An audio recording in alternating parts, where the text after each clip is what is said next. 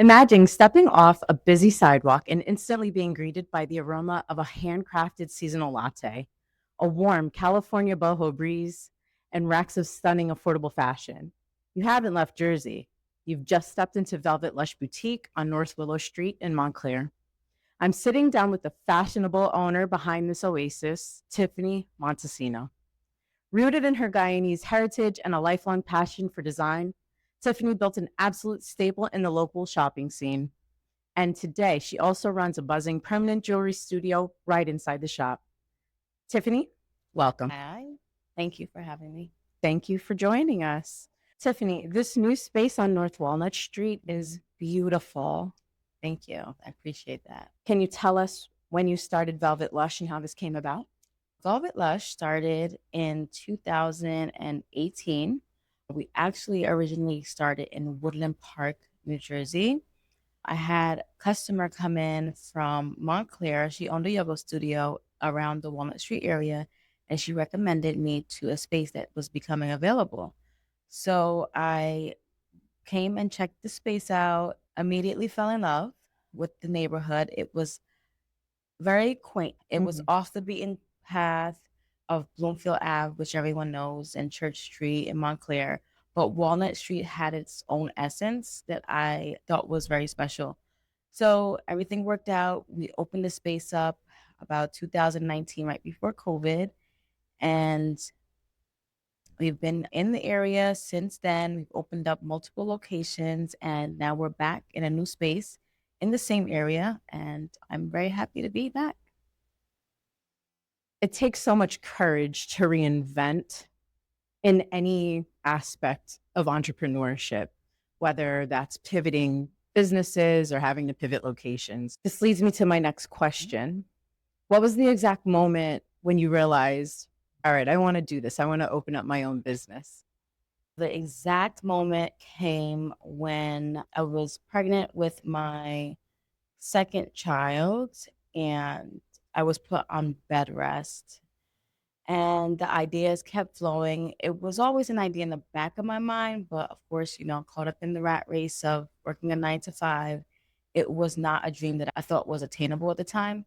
So when I was home, just baking with my little one inside of me, the ideas kept flowing, and I couldn't do much but think about what my future was gonna look like. And at that point, I wanted to create the life that I wanted to live. I wanted to be able to have the flexibility of being home with my kids and just owning something that I have control over. And with the support of my family and my husband, I never looked back, and I decided to follow my dreams. I love that. And I think a lot of people view freedom differently, but I agree with you. Being able to spend your time the way you want to spend it Yes. is true freedom. Yes. I feel like if you're going to trade your time for something, let it be on your own terms.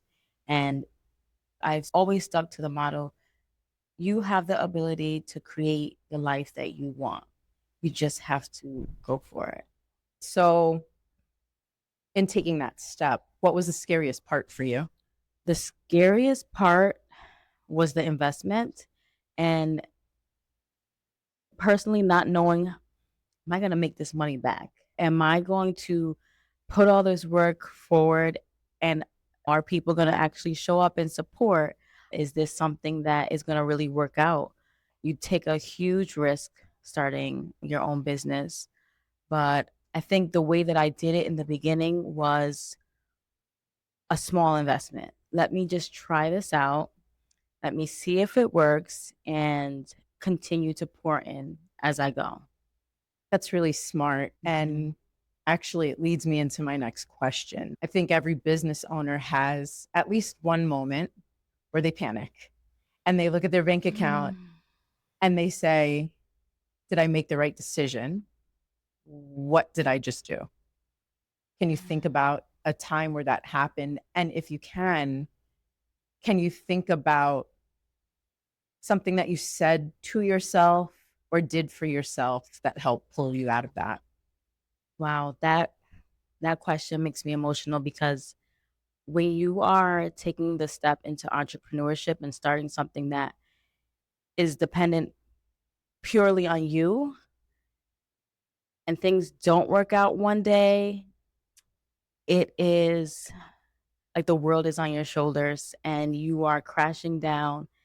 The world is over, but it happens, you know? This is my ninth year in business. There's always ups and downs. There's ebbs and flows. There's times when business is going great and there's times when business is not going. I think one of the moments that stand out is right at the beginning of COVID. It was March and everything shut down and everything stopped. No one shopped. We didn't know what was going to happen. But in that moment, I wasn't alone. It was a camaraderie of businesses. The whole street had to think quickly. We had to pivot, do what worked, get online if possible, and just make something happen. And I think that's what entrepreneurship is. You always have to evolve. You always have to think about what's next, what you could do, what could work, and just see it through. COVID weaved such a common thread among everybody, whether you were a business owner, a W-2 employee, or just a person like we all are trying to live your life, right? Yeah. So that panic, that was real panic that I think everybody can relate to of what's happening right now. And once you got past that thought, it was what's going to happen next. But as we can see, you persevered, you pushed through, and here we are. Here we are. And one thing that I'm curious about is your brand is very chic and luxurious. When I'm on your social media and I'm looking through, I'm thinking to myself, man, I want to dress like her, which I'm sure is an emotion that you want to evoke in customers, right? Yes. So, as luxurious as it is, what would you say is something that maybe happens behind the scene for you as a business owner that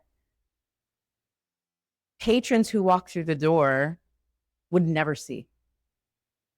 I don't think that people understand how much planning goes into owning a clothing boutique where the visual merchandising comes in, the planning and buying of the actual merchandise, which in fashion, we are buying our merchandise seasons ahead. I'm already into spring of 2027.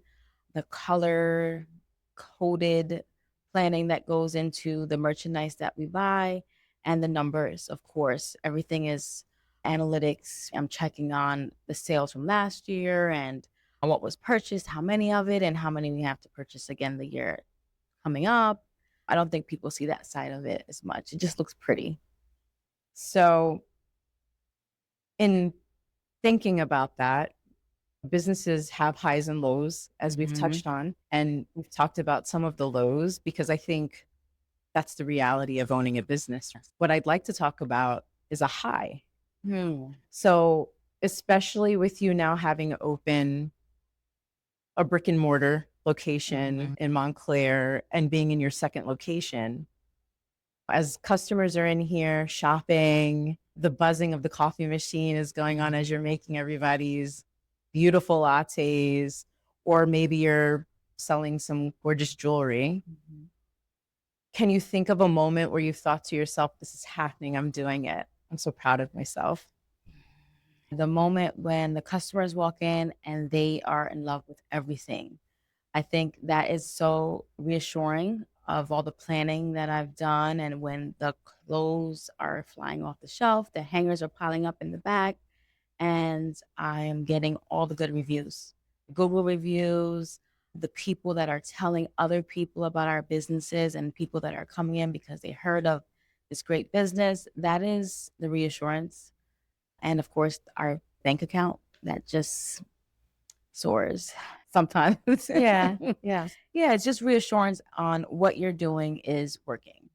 So, all of that being said, if we had large billboards on the Garden State Parkway, and you could have a billboard on the Garden State Parkway, on Bloomfield Avenue in Montclair, or maybe Route 3, Okay. What piece of advice would you give an aspiring entrepreneur? Plan it, build it, and follow through.